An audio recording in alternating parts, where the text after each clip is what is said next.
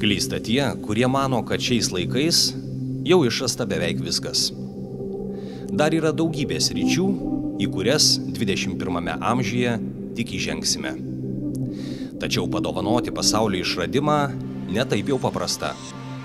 Reikia nuolat gilinti žinias, kaupti informaciją, analizuoti, be to reikalinga komanda. Tik diskutuojant tarpusavyje galima objektyviai viską įvertinti ir išgryninti idėją. Ta patvirtina ir mūsų pašnekovas, Kauno technologijos universiteto profesorius Arminas Ragauskas. Pirmiausia, tai būtų labai neteisinga kūrybinės mintys priskirti savo vienam. Todėl, kad ne visose, bet daugumai mano išradimų yra visai eilė bendrautorių. Ir iš tikrųjų vertybė yra komanda, kurioje galima vystyti, plėtoti kūrybinę diskusiją, kuri anksčiau ir vėliau baigėsi idėja. O idėja po to išplėtojama iki technologinio sprendimo, nes kiekvienas išradimas yra technologinis sprendimas. Jeigu kalbėti apie tai, kaip gimsta, kartais gimsta labai absurdiškai. Kartais kokioje nors konferencijoje Kinijoje ar Indijoje kas nors pasako tą žodį, kurio tau pasąmonė jau keli metai, sprendžiant kokią tai problemą, jau jinai ten gyvena nuolatos, trūko. Ir ta kibirkštėlė, vieno žodžio, dviejų, kartais visiškai ne vietoj pasakytos frazės. Ir tada staiga visas tas vaizdelis tampa harmoningas ir atsiranda ta idėja. Kartais jinai atsiranda nežmoniškai pervargus, nemiga ir staiga pokšt iš pasąmonės ateina sprendimai. Bet prieš tai tu mastai ir kaupi žinias metus. Tai neįvyksta per 5 minutės. Yra teorija apie tai ir teorija sako, kad inovacijos, kurios paremtos stebuklingom idėjom, staiga gimusiom jūsų galvoj, iš ryto ar vakare, be didelio tyrimo, be mąstymo, sakysim, užtrauktukas arba degtukas arba tiesiog įvairiausi tokie dalykai, šitos šratinukas yra tokia pati idėja. Šitos idėjos inovacijų ekonomikoje sudaro labai nežymią dalį. Tos inovacijų ekonomikos pačią žymiausią dalį, didžiausias apyvartas, milijardus atneša vis dėlto tai, kas yra nelengvai pagimdo, kas yra adaptacinis judesys pakitus aplinkai.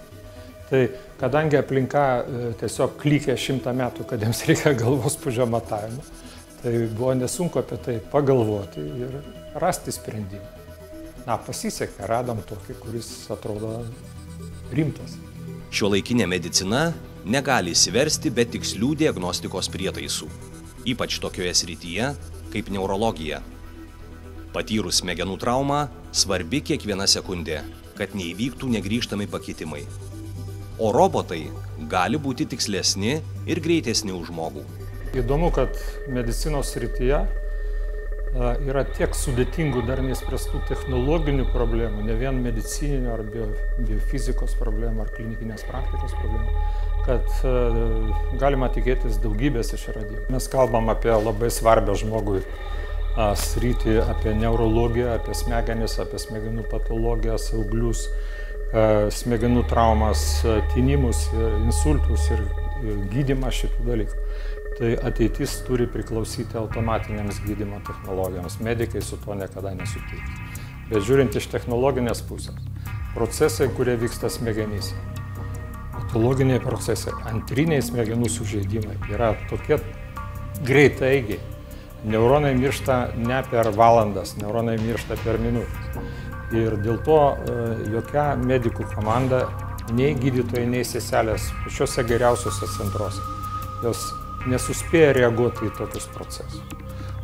Kaip vis dėlto išvengti tų antrinių insultų ir nepakeičiamų smegenų pažeidimų? Yra 2 metodai. Vienas arba labai greita reakcija.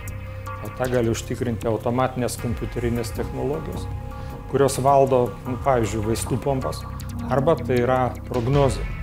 Numatymas, išankstinis numatymas, kad štai toksai katastrofinis įvykis smegenyse arba organizme įvyks, pavyzdžiui, po 15 minučių ar po pusvalandžio. Tai viena iš mūsų sričių, kurią mes plėtojam technologijas kartu su daugybė centrų Europoje. Aš esu taip pat Europos tyrimų grupės Smegenys plus informacinės technologijos valdybos narys ir mes daug metų dirbam kartu su 30 centrų Europoje.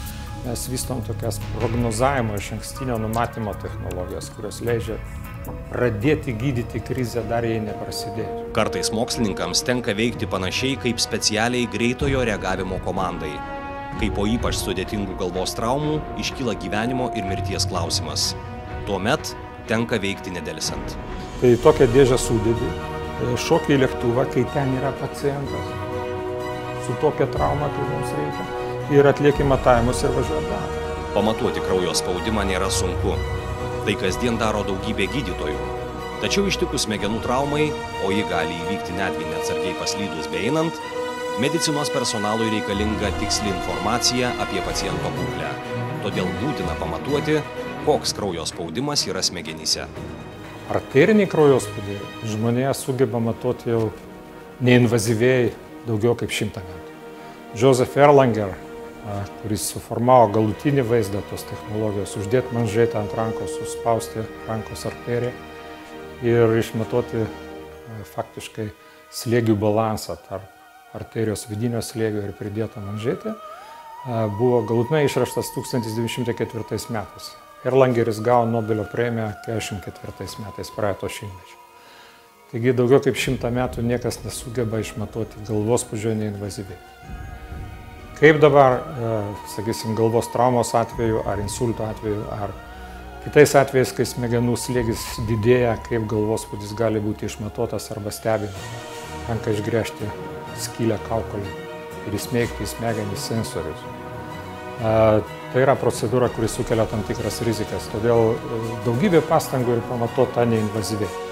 Mums pavyko įspręsti, radikaliai įspręsti šitą problemą. Mes turime patentus Jungtinėse valstijose, Europos Sąjungoje, Japonijoje. Turime aparatus mūsų sukurtus ir jų elektroninė dalis yra mūsų ir jų programinė dalis yra mūsų, kurie sėkmingai praėjo klinikinius bandymus įvairiose valstybėse. Šiandien mūsų, galima teigti, technologija išplėtota iki nedidelio žingsnio iki pasaulinės rinkos.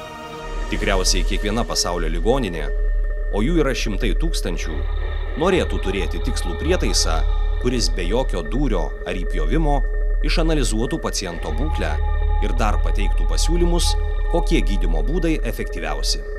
Rinkos potencialas yra milžiniškas, todėl kad invazyviai šiandien matuoti galvospūdį galima tik neurochirurginėje reanimacijoje, kai pacientai yra komoje, kai jie prijungti prie mechaninio ventiliatoriaus. Didelės išimtys yra daromas kitoms pacientų grupėms. Visa neurologija, kuri yra už reanimacijos ribų, yra ta sritis, kur būtina neinvazyviai matuoti smegenų parametrus. Mes tam ir kūrėm tas technologijas ir ten neturim konkurentų.